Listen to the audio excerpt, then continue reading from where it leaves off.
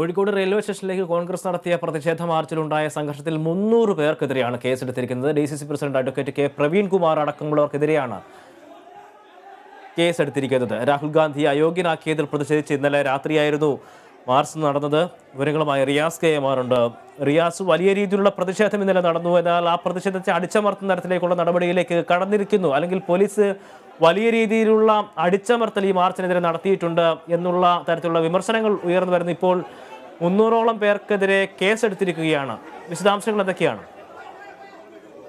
തീർച്ചയായും പറഞ്ഞതുപോലെ ഇന്നലെയാണ് കോൺഗ്രസിന്റെ നൈറ്റ് മാർച്ച് കോഴിക്കോട് റെയിൽവേ സ്റ്റേഷനിലേക്ക് നടന്നത്. ഈ മാർച്ചുമായി ബന്ധപ്പെട്ട സംഘർഷത്തെ തുടർന്ന് ഇപ്പോൾ പോലീസ് 300ഓളം കോൺഗ്രസ് പ്രവർത്തകർക്കെതിരെ കേസെടുത്തിരിക്കുന്നു. Kozhikode DCC president advocate K Praveen Kumar ഉൾപ്പെടെയുള്ള കണ്ടാൽ അറിയാവുന്ന 300 പേർക്കെതിരെയാണ് ഈ കേസെടുത്തിരിക്കുന്നത്. RPF SI MP ഷിനോജ് കുമാറിന്റെ പരാതിയിലാണ് നിലവിൽ ഈ കേസുള്ളത്. കോഴിക്കോട് റെയിൽവേ സ്റ്റേഷനിലേക്ക് കോൺഗ്രസ് പ്രവർത്തകർ നടത്തിയ നൈറ്റ് മാർച്ചിനിടെ RPF SI അടക്കമുള്ളവർക്ക് പരിക്കേറ്റിരുന്നു. ഇത് ചൂണ്ടിക്കാട്ടിയാണ് അദ്ദേഹം പോലീസിൽ പരാതി നൽകിയത്. അതിന്റെ അടിസ്ഥാനത്തിലാണ് കോഴിക്കോട് ടൗൺ പോലീസും റെയിൽവേ പോലീസ് സ്റ്റേഷനിലും ഒക്കെയായി ഇപ്പോൾ കോൺഗ്രസ് പ്രവർത്തകർക്കെതിരെ കേസെടുത്തിരിക്കുന്നത്. കോഴിക്കോട് DCCയുടെ നേതൃത്വത്തിലായിരുന്നു ഇന്നലെ നൈറ്റ് മാർച്ച് സംഘടിപ്പിച്ചത്. രാഹുൽ ഗാന്ധിയെ അയോഗ്യനാക്കിയതിൽ പ്രതിഷേധിച്ച് രാജ്യം അന്ധകാരത്തിൽ എന്ന മുദ്രാവാക്യം ഉയർത്തിയായിരുന്നു മാർച്ച് നടത്തിയത്. ഈ മാർച്ചിനിടെ അകത്ത് കയറിയ സമരക്കാർ റെയിൽവേ സ്റ്റേഷനുള്ളിൽ പ്രതിഷേധിച്ചു. അതിനിടെ റെയിൽവേ സ്റ്റേഷനകത്തെ സാധനങ്ങൾ തകർക്കാനുള്ള ഒരു ശ്രമമുണ്ടായി. ആ ശ്രമത്തെ പോലീസ് ചെറുത്തു. ഇത് കോൺഗ്രസ് പ്രവർത്തകരും പോലീസും തമ്മിലുള്ള വാക്കേറ്റത്തിനിടയാക്കി. പിന്നാലെ ഇത് ചൊല്ലി പോലീസും കോൺഗ്രസ് പ്രവർത്തകരും തമ്മിൽ ഏറ്റുമുട്ടുന്ന സ്ഥിതിയുണ്ടായി.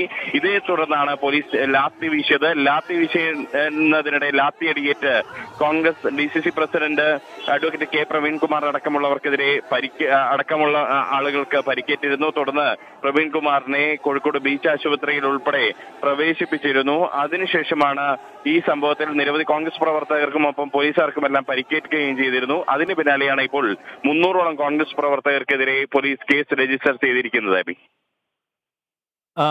റിയാസ്, ഒപ്പം തന്നെ ഇത്തരത്തിലുള്ള പ്രതിഷേധങ്ങൾ ഇനിയും തുടരാനുള്ള സാധ്യതയാണോ കാണുന്നത്? ഇപ്പോൾ കേസെടുത്തിരിക്കുന്ന നടപടിക്കെതിരെ ഏതെങ്കിലും തരത്തിലുള്ള പ്രതിഷേധങ്ങൾ ഉണ്ടാവുന്നുണ്ടോ? അവരുടെ പ്രതികരണം ലഭ്യമായിട്ടുണ്ടോ? എന്തായാലും രാഹുൽ ഗാന്ധി അയോഗ്യനാക്കിയതുമായി ബന്ധപ്പെട്ട വിഷയങ്ങളിൽ പ്രതിഷേധം ശക്തമാക്കാനാണ് UDF അടക്കമുള്ള ഘടകകക്ഷികൾ, കോൺഗ്രസ് നേതൃത്വം അടക്കം തയ്യാറായി മുന്നോട്ട് വരുന്നത്. ഇന്ന് വൈകുന്നേരം കോഴിക്കോട് മെഡിക്കൽ കോളേജിലേക്ക് യൂത്ത് ലീഗിന്റെ ഒരു ധർണ സംഘടിപ്പിച്ചിരുന്നു. ആ ധർണ ഉൾപ്പെടെ മാറ്റിവെച്ചുകൊണ്ട് ഇന്ന് വൈകുന്നേരം രാഹുൽ ഗാന്ധി വിഷയവുമായി ബന്ധപ്പെട്ട് ജില്ലാ UDF പ്രതിഷേധ റാലി നടത്തുന്നുണ്ട്. അതുകൊണ്ട് തന്നെ കോഴിക്കോട് മെഡിക്കൽ കോളേജിലേക്ക് യൂത്ത് ലീഗ് പ്രഖ്യാപിച്ച ധർണ ഉൾപ്പെടെ ഇപ്പോൾ മാറ്റിയിട്ടുണ്ട്. അത് പ്രധാനമായും ഈ രാഹുൽ ഗാന്ധി വിഷയത്തിൽ UDF നടത്തുന്ന പ്രതിഷേധ റാലിക്ക് കരുത്ത് പകരുക എന്ന ഉദ്ദേശത്തോടു കൂടിയാണ്. ഇന്ന് വൈകുന്നേരം 4 മണി കഴിഞ്ഞായിരിക്കും ഈ UDFന്റെ ഒരു വലിയ റാലി കോഴിക്കോട് നഗരത്തിൽ നടക്കുക എന്നൊരു വിവരമാണ് ഈ ഘട്ടത്തിൽ നമുക്ക് ലഭിക്കുന്നത്. മുഴുവൻ ഘടകകക്ഷികളെയും ഉൾപ്പെടുത്തിക്കൊണ്ടുള്ള ശക്തമായ ഒരു പ്രതിഷേധമായിരിക്കും ഇന്ന് കോഴിക്കോട് ഈ വിഷയത്തിൽ അരങ്ങേറുക എന്നുള്ളതാണ് കോൺഗ്രസ് നേതൃത്വം അടക്കം വ്യക്തമാക്കുന്നത്. എന്തായാലും പോലീസ് എത്ര കേസെടുത്താൽ പോലും, ഇനി എന്തൊക്കെ നടപടികൾ സ്വീകരിച്ചാലും, അടിച്ചമർത്തിയാൽ പോലും രാഹുൽ ഗാന്ധി വിഷയത്തിൽ പിറകോട്ടില്ല എന്നൊരു നിലപാട് തന്നെയാണ് കോൺഗ്രസ് നേതൃത്വം വ്യക്തമാക്കുന്നത്.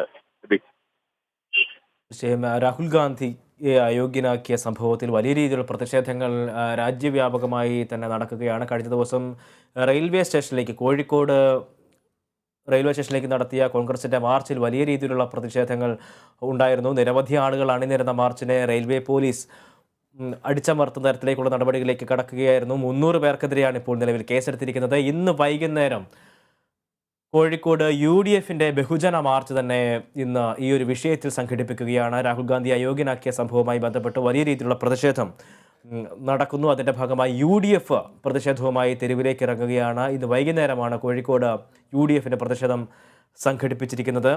റിയാസ് KM ആണ് വിവരങ്ങൾ നൽകിയത്.